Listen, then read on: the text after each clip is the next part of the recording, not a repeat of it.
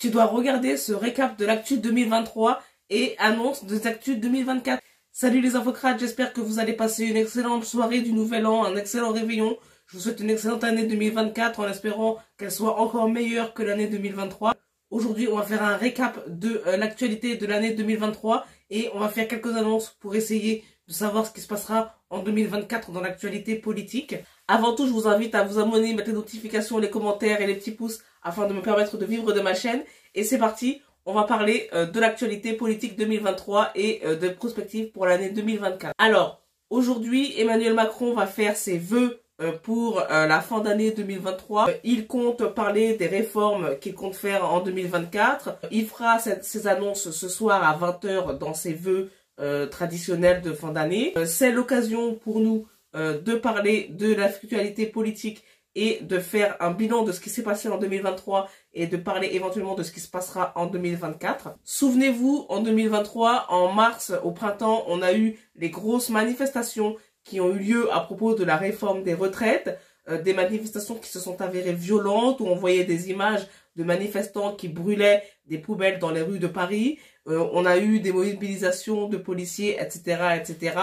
Ça a été un gros temps ce printemps-là parce que on s'est rendu compte à ce moment-là que la France était contre Emmanuel Macron et contre son programme. On s'est rendu compte que la France était prête à sortir dans la rue contre le programme d'Emmanuel Macron. On a vu les oppositions prendre du galon, notamment la NUPES et le Rassemblement national, en particulier la France insoumise de Jean-Luc Mélenchon. Ça a permis à Jean-Luc Mélenchon de se poser comme premier opposant à Emmanuel Macron, alors qu'il n'a même pas de mandat de député, ni de mandat de chef de parti. Ce n'est pas lui le chef de parti de la France insoumise. Ça a été une période dans laquelle on a vu les Français lambda s'opposer à la réforme des retraites, et les Français qui n'étaient pas particulièrement syndiqués ou affiliés à un parti. On a vu globalement le peuple français s'opposer à une réforme libérale d'Emmanuel Macron. Donc on a vu qu'Emmanuel Macron est très impopulaire auprès du peuple français qui n'est pas d'accord avec lui, malgré le fait qu'on a été obligé de voter pour lui pour pouvoir éliminer Marine Le Pen au deuxième tour. Donc on voit qu'il n'y a aucune adhésion au président de la République actuelle. On ne peut pas reparler de l'année 2023 sans parler de l'affaire Palmade qui a choqué tout le monde. En effet, en février dernier, Pierre Palmade, sous l'effet des stupéfiants, a provoqué un accident de la route dans lequel une famille a été détruite. Une femme a perdu le bébé qu'elle avait dans le ventre parce qu'elle était enceinte. Ça a provoqué un tollé énorme. On a suivi la procédure judiciaire à l'encontre de Pierre Palmade, ces différentes mesures d'internement en hôpital pour se sevrer de la drogue. En effet, ça a mis en lumière le fait que Pierre Palmade était sous l'effet des stupéfiants au moment où l'accident a eu lieu. Et en plus, il sortait d'une fête dans laquelle il était en train de consommer ces stupéfiants, vraiment pas longtemps avant de provoquer l'accident. Et ça a mis en lumière la vie de Pierre Palmade, la vie de certains artistes, qui est une vie qui est dépravée et qui choque un certain nombre de Français. Ça a mis en lumière un fossé entre la vie des artistes et le Français qui regarde à la télé comment ces gens vivent. On ne peut pas non plus parler de l'année 2023 sans parler de cette affaire Depardieu qui est sortie via un complément d'enquête sur France 2 où on voit Gérard Depardieu parler en utilisant un vocabulaire sexuel, notamment en visant une jeune fille de 11 ans qui fait du cheval. La véracité des images qui ont été montrées par complément d'enquête est contestée, notamment parce qu'il y a un montage qui est fait et on ne voit pas Gérard Depardieu dans les images au moment où il parle et il sexualise une enfant de 11 ans. On voit l'enfant de 11 ans en train de faire du cheval, mais on voit pas Gérard Depardieu. Et comme il y a un montage, il y a un doute sur la véracité. Est-ce qu'il a proféré ces paroles vers la fille ou si c'était vers une autre personne adulte? Il y a un problème sur la véracité. Yann Moix, qui est celui qui filmait Gérard Depardieu au moment où il a prononcé ces phrases-là, dit qu'il y a aussi un problème de propriété des images, puisque c'est lui qui les a filmées, il était propriétaire des images, et il a été floué par la boîte de production qui lui a racheté ces images, et qui, au lieu d'en faire un film, qui était, visiblement le projet c'était d'en faire un film de fiction, au lieu d'un film de fiction, le producteur, la boîte de production a vendu les images à France 2, dans le but d'en faire un documentaire d'information pour complément d'enquête. Il y a un souci au niveau de la véracité des images parce qu'il y a un montage et il y a un souci au niveau de la propriété des images. Donc il y a il y a un problème avec ces images, mais ça déclenche une affaire Depardieu, ça déclenche une prise de position de la part des artistes pour ou contre Depardieu, ça déclenche des réactions de différentes personnalités dans les médias pour parler de l'affaire Gérard Depardieu, ça déclenche des révélations successives sur plusieurs affaires, sachant qu'il y a plusieurs affaires de viol à l'encontre de Gérard Depardieu qui sont désormais en procédure. Donc, en plus de ce qui s'est passé dans Complément d'enquête, ça déclenche un débat vif et des réactions viscérales. Donc, on va voir comment cette affaire Depardieu continuera comme ça en 2024. On ne peut pas parler non plus de 2023 sans parler de la loi immigration qui a encore provoqué des remous à l'Assemblée nationale, puisque à l'Assemblée nationale, la loi immigration n'a pas été votée par toute la majorité. Il y a une partie de la majorité qui n'était pas d'accord, en l'occurrence parce qu'il y a certaines mesures dont on reproche au gouvernement qu'elles appartiendraient à l'idéologie de l'extrême droite et du Rassemblement national en particulier. Donc il y a une partie de la majorité qui n'a pas voté pour cette loi. En l'occurrence, il s'agit d'un certain nombre de mesures qui posent polémique, notamment pour l'accès à la santé pour les personnes en situation irrégulière, le conditionnement de certaines allocations à un certain nombre d'années de séjour, à la possession d'un emploi, ou etc., etc. Il y a tout un tas de mesures dans la loi qui posent problème, qui ont déchiré la majorité et qui ont permis à la NUPES et à la France Insoumise en particulier de se poser comme les opposants de gauche à une loi qui serait une loi d'extrême droite.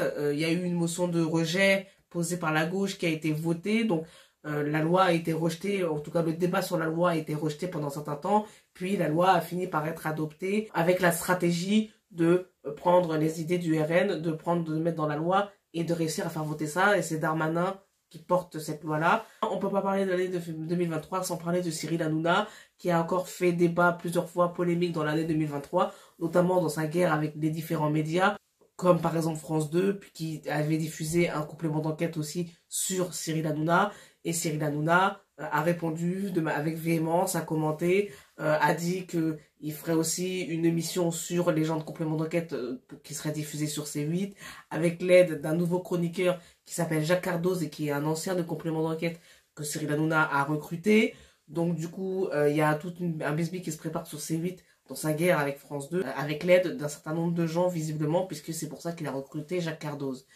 Et enfin, pour finir, avec le plus gros dossier de l'année 2023, c'est la guerre en Israël. La guerre en Israël qui a débuté le 7 octobre par une attaque du mouvement terroriste, le Hamas. Donc il s'est posé tout un tas de débats pour savoir le Hamas est-il une organisation terroriste. On a accusé la France Insoumise de ne pas vouloir accuser le Hamas d'être une organisation terroriste, alors que c'est bien en effet une organisation terroriste qui a bien fait une attaque terroriste en Israël. Mais il se pose aussi la question de la responsabilité d'Israël dans ce conflit, puisque il y a quand même un pays entier qui est Israël, qui est organisé autour du fait de coloniser les territoires palestiniens, notamment en Cisjordanie. Et cette colonisation des territoires palestiniens, qui est donc illégale, a été reconnue comme telle illégale par la propre organisation des Nations Unies. Et tout le monde est d'accord pour dire que la politique israélienne prônée par les gouvernements successifs d'Israël est une politique d'extrême droite qui se revendique comme telle depuis plusieurs années, notamment par le dernier premier ministre en date qui est Benjamin Netanyahou.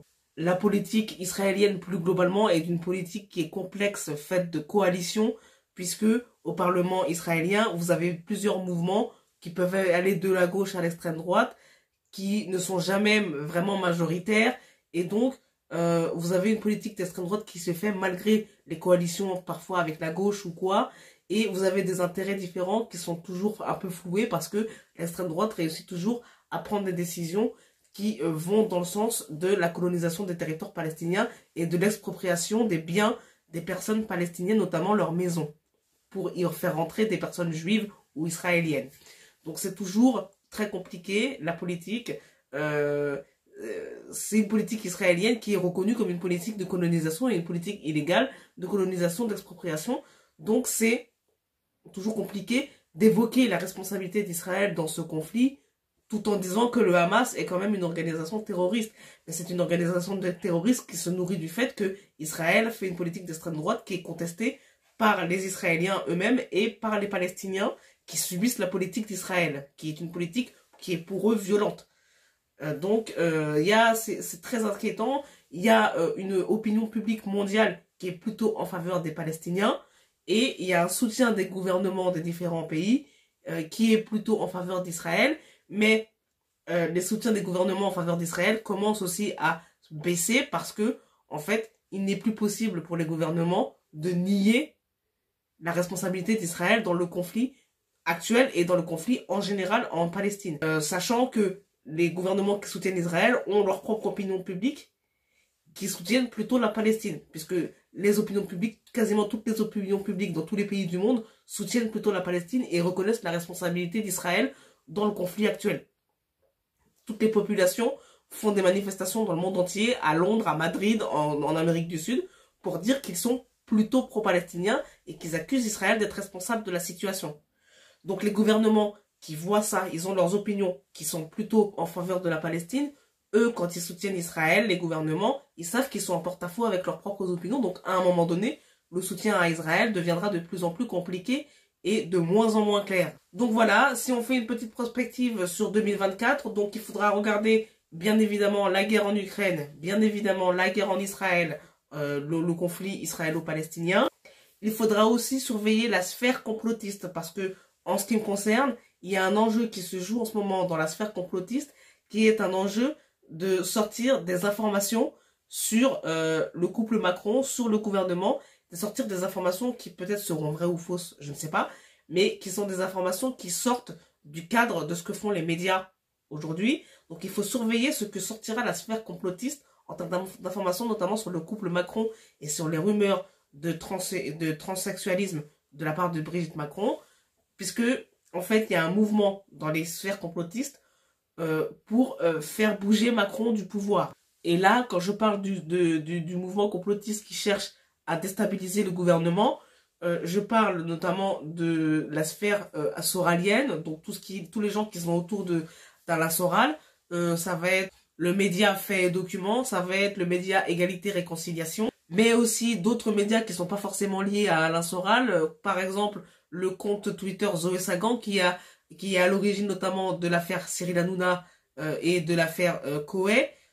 C'est un compte aussi qui dit qu'en 2024, il va sortir des affaires sur plusieurs personnes du gouvernement.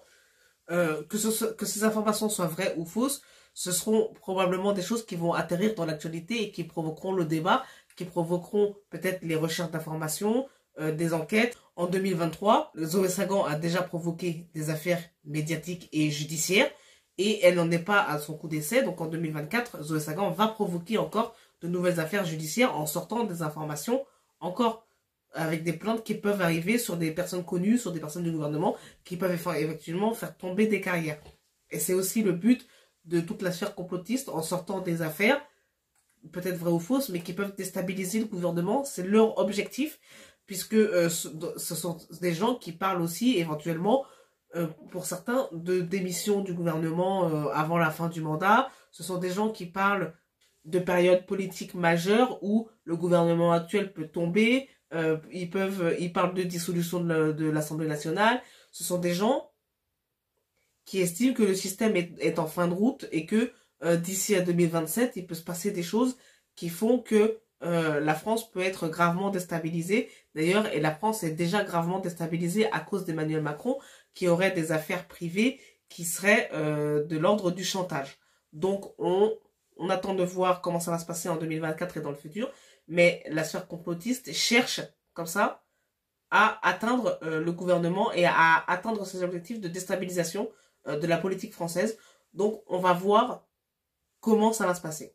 Voilà, c'est la fin de cet édito de fin d'année. Je vous souhaite encore une bonne année 2024 en espérant qu'elle sera meilleure que 2023. J'espère que cet édito vous aura informé, vous aura permis de réfléchir et de savoir quoi voir et quoi regarder pour 2024 et de vous intéresser à la politique en général. J'espère que ça vous aura plu le contenu et que ça vous aura permis de vous informer quand même un minimum. Et je vous dis à bientôt pour un prochain édito en 2024. Salut!